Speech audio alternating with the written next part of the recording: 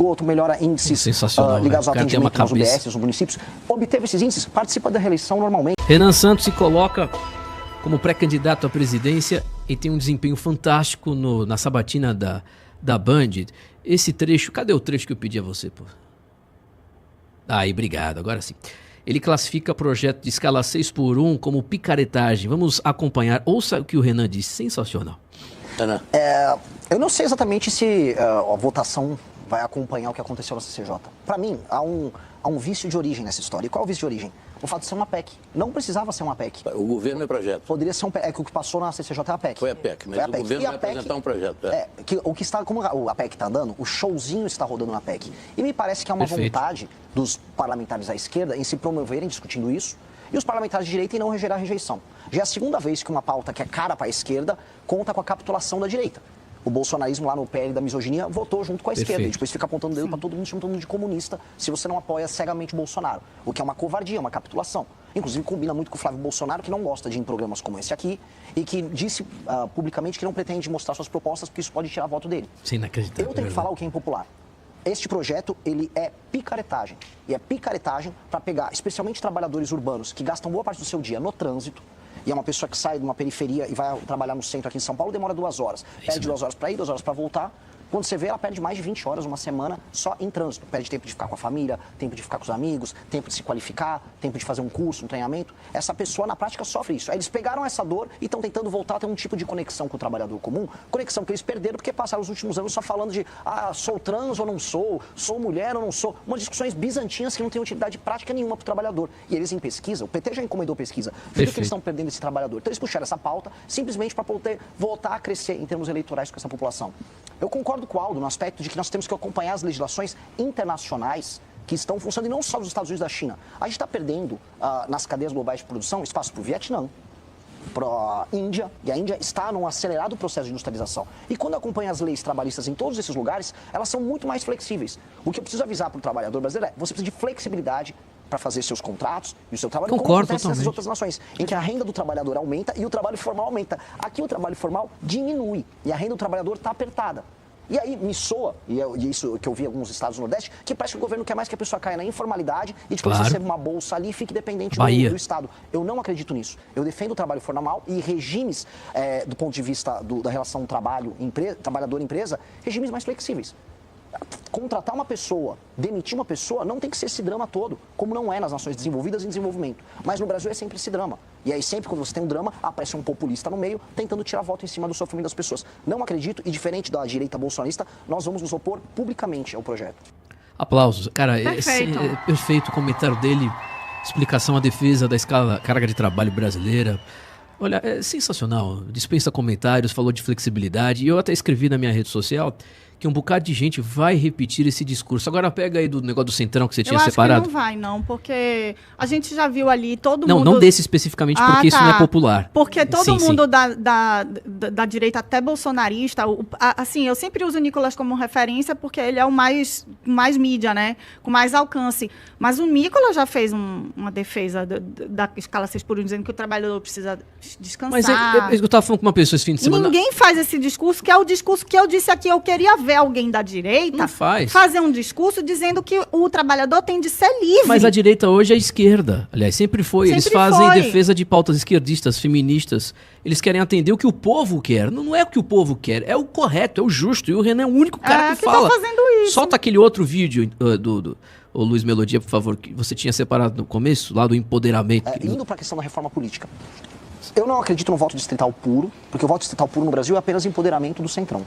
E a gente tem um modelo político através de emendas e cooptação que é um desastre.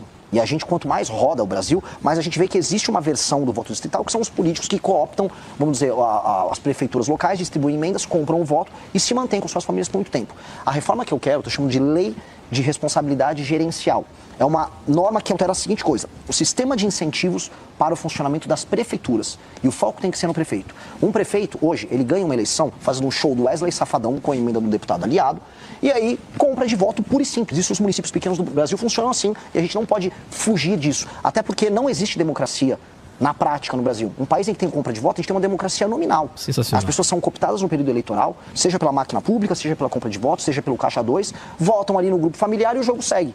Nós precisamos, então, fundir municípios, estabelecer critérios objetivos de avaliação dos prefeitos, de modo a um prefeito, se quiser participar de uma reeleição, ele vai ter que cumprir no mínimo. Se tem 10% de cobertura de esgoto naquele município, entrega, vamos supor, 20%. O IBGE, o IPE, órgãos podem trabalhar nisso. E estabelece esses critérios. Melhora no ranking do SAEB, melhora a cobertura de esgoto, melhora índices ligados ao atendimento nos UBS, nos municípios. Obteve esses índices, participa da reeleição normalmente, pode até fazer seu show do Wesley Safadão. Não obteve esses índices, o prefeito tem que ter uma sanção. E a segunda coisa, que é super simples de resolver, o fundo partidário eleitoral no Brasil, que já é altíssimo, ele não tem que ser condicionado pelo número de tiriricas ou Nicolas Ferreiras ou Érica Hiltons que você elege no seu partido. Cara. Ele tem que ser condicionado a esses critérios de desempenho objetivo dos seus prefeitos. Então, um partido tem os prefeitos obtêm bons índices de desempenho metrificados de maneira objetiva, portanto, atendem ao interesse da população local, mesmo quando a população local não saiba avaliar. A população local no Brasil não sabe avaliar, por exemplo, a importância do saneamento básico. Não cobra, eu quero meu saneamento, Verdade. Ninguém cobra, até porque a obra está acontecendo debaixo da terra. Prefere ficar com o esgoto ao céu aberto. Mesmo com o marco do saneamento aí no passado. Então, fazer isso obriga os partidos a... Opa, eu quero colocar bons prefeitos que vão obter bons índices de desempenho e assim eu tenho mais dinheiro para reinvestir em mais bons prefeitos e administradores públicos de qualidade. Com esse sistema de incentivo, de um lado, e com a punição para o líder político local e para o partido não poder concorrer à eleição, inclusive ficar inelegível por 8 anos naquele município, aí a gente começa a balancear. A gente estabelece critérios objetivos de avaliação. E isso a gente começa a dimensionar a necessidade das emendas, a função dos deputados federais e a função dos partidos políticos. Porque hoje o partido político é só um nome. Qual a diferença do PSD para o PP, para o União Brasil, para o MDB? Praticamente não serve para nada. A representação popular, do jeito que está, se manteria. Lógico, você vota na eleição. Acontece que um prefeito fica 4 anos, Mitre, no município, Sim. pega aquele município com 2% de esgoto, e aí termina com 2% de esgoto, ou água potável, e a população o reelege. Mitre, a população reelege ele porque a população está num nível de pobreza que ela naturalizou cultural, o absurdo. E aí esse prefeito não tem nenhuma obrigação em aumentar a atividade econômica naquele município, nenhuma, continua com o pires na mão pedindo dinheiro do fundo de participação dos municípios, o dinheiro chega, ele não faz nada de útil, faz o famoso show do Wesley Safadão, do Natanzinho no município, coloca a turma na prefeitura, coopta a galera, faz caixa 2 com o dinheiro desviado das emendas que estão na casa dos mais de 60 milhões, e o jogo segue e ele é reeleito. Quando a gente vai nas pequenas prefeituras, nos lugares mais pobres do Brasil, a gente vê isso. Por que é reeleito o prefeito que não melhora nenhum indicador básico? O prefeito, portanto, não está cumprindo seu papel constitucional de atender às demandas da população. E a população não sabe avaliar. A gente vai precisar ajudar a população a avaliar de alguma maneira. E esses critérios objetivos têm que estar presentes nisso. A não ser que a gente aceite as coisas como elas estão. Tudo bem, eu vou ver o Maranhão para sempre, sem rua, sem esgoto e com atividade econômica baixíssima. É isso que a gente quer? A gente chama isso de democracia? Eu não consigo concordar. Então uma reforma tem que passar por isso. Porque se não alterar isso, é distrital misto, é distrital puro, é o modelo alemão, é o modelo português com a lista fechada. Não importa, é o cacete. Não vai fazer diferença. Porque o sistema de incentivos vai ser o mesmo.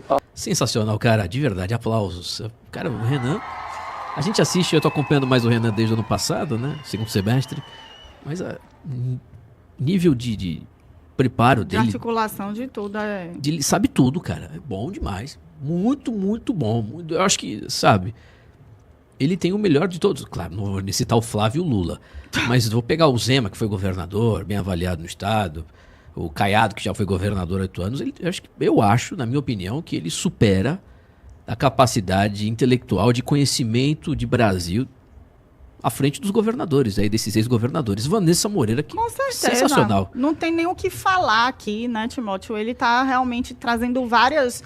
Essa entrevista dele eu também assisti alguns cortes, eu não assisti na íntegra, até porque eu não tenho o canal aberto na minha casa. Estava no YouTube também transmitindo. Eu não assisti. Mas eu vi os cortes e, assim, foi muito, muito incrível, né? Assim, a entrevista, excelente. Ele realmente trouxe muitas propostas e engraçado que é tão patético, e a gente sempre tem que abrir esse parêntese, que eu vi muitos cortes, inclusive, de bolsonaristas dizendo que ele imitou o Aldo Rebelo. É mole. Quem não acompanha, quem nunca leu, eu tenho o fascículo 3 do Livro Amarelo, né? Eu já li o Livro Amarelo, o fascículo 3, que a Amanda Vettorazzi mandou para mim, e realmente ele já tem essas propostas que o Renan fala, muito bem pensadas, estruturadas ali nos livros. Então, não jogue pérola aos porcos respondendo ao Bolsonaro. Eu tô falando porque é ridículo, né? Ridículo. E assim, mais ridículo ainda é porque o Aldo Rebelo é um comunista clássico, total. E a gente vê esse pessoal que se diz aí, eu sou direita, abraçando esse nacionalismo chinês do Aldo Rebelo. Então, é complicado, né, Timóteo? Carol Barbalho, você quer comentar também? Você que não gosta muito do Renan Santos, desde ontem eu fiquei sabendo que você já gostou daí da performance do Renan lá na Band. A ao contrário de vocês, eu assisti na íntegra. E aí, o que você achou, Carol? Rapaz, sensacional, velho. O cara tá extremamente pronto. Ele tá bem conciso em todas as falas. Eu falo aqui algumas vezes sobre a incapacidade cognitiva, né, do cidadão hoje de saber linkar causa e consequência, né? E ele tá fazendo isso de uma forma natural. Ele pega as coisas e vai linkando, assim, as causas e consequências de tudo que vem acontecendo, do porquê certos prefeitos ganham e como é que eles usam a máquina para poder, né, ludibriar ali com pão e circo o cidadão e alocando pessoas na prefeitura para fazer essa questão assistencialista também. E a gente vê que aí ele ganha inúmeros votos das famílias e tudo. Cara, você vai tirando do imaginário e vai colocando o Brasil na realidade, sabe? Você vai colocando na matéria, você vai materializando exatamente o que acontece no Brasil. É incrível ouvir o Renan Santos e assim, ele Rapaz, tá você extremamente... fãzona mesmo, vou te falar. Não é fã Incrível não, ouvir cara. o Renan. Puxa Não, saco arretado. não Quer é trabalhar no MBL? Não é não, é porque não, de verdade não. Mas assim, é porque dá uma... Eu falo aqui, às vezes, há bastante tempo, né, sobre a capacidade também do PT ter destruído a autoestima do cidadão. verdade. A gente vê um negócio desse e fica esperançoso de que é possível, mesmo ele falando do STF, né, de que, enfim, vai dizer não ao STF se for que lei injusta não se cumpre. Isso é tão óbvio, mas pra gente já não é mais palpável, sabe? Então, ver alguém vindo e falando que vai fazer e que é possível fazer, mesmo numa situação extremamente complicada em que nós estamos, inclusive em relação à liberdade de expressão, estávamos falando aqui sobre a questão trans e tudo mais, a gente já não pode mais falar, e aí vem alguém e fala e diz que vai fazer e vai bater de frente. Pô, isso é massa, né? Demais. Não, massa. O preparo dele incrivelmente superior a esses outros candidatos. Não tem aí. como, assim, colocar... E olhe, ele estava do lado do Aldo, né? Não estava do lado de nenhum mequetrefe. O cara é extremamente preparado também, clássico. Já foi ministro da Defesa e tinha ali o tempo inteiro, como o ouvinte falou, né? Ele Só ficou falando isso. Só ficou falando isso, não, da capacidade militar, babando o ovo, rasgando seda para a Rússia e China. Né? Ele serve os e para os interesses. militares brasileiros, né? Como se os caras tivessem... Ele falando da capacidade... Tem um corte também, bem lembrado, que você falou aí, que eu vi da entrevista, ele falando das Forças Armadas. O Renan foi questionado pelo jornalista e foi até engraçado. Que eu acho que o Aldo Rebelo não gostou muito, né? O Renan deu risada das Forças Armadas brasileiras. Sim, ele falando que o problema das Forças Armadas não era humana, né? Era só material, que os nossos militares estão extremamente preparados para qualquer guerra, para qualquer situação em que sejam colocados, e que o problema é só material, enfim, de aporte, né? De avião e de submarino e tudo mais. Então, é complicadíssimo, né? Você foge. A gente viu vídeos reais dos militares que eles só têm preparo para pintar meio fio, realmente. Sabe o que eu fico pensando, Carol, Vanessa, ouvinte, do Sabará assistindo? O Sabará não é bobo. O Sabará deve ter assistido ontem a sabatina do Renan. Eles devem ter conversado com o Flávio. Rapaz, vem bomba, viu? O rapaz é preparado, você vai ter que estudar, viu, Flávio? O que você nunca fez, senão você vai tomar cacete, vai passar vergonha, vai alimentar as redes do MBL durante meses. Porque eu falaria isso. E o Sabará, o pessoal do Flávio assistiu. O Flávio vai ter que estudar, porque o Flávio é uma ameba, Flávio Bolsonaro. É mesmo. O pai já era muito burro, mas ele... muito fraco. Só que o pai, inclusive, no processo de vitimização que o brasileiro gosta, falava para todo mundo publicamente que era burro e as pessoas achavam isso fantástico. A humildade dele. Agora, o Renan, meu querido, eles não pegaram até então um candidato de direita, para fazer o contraponto ao bolsonarismo.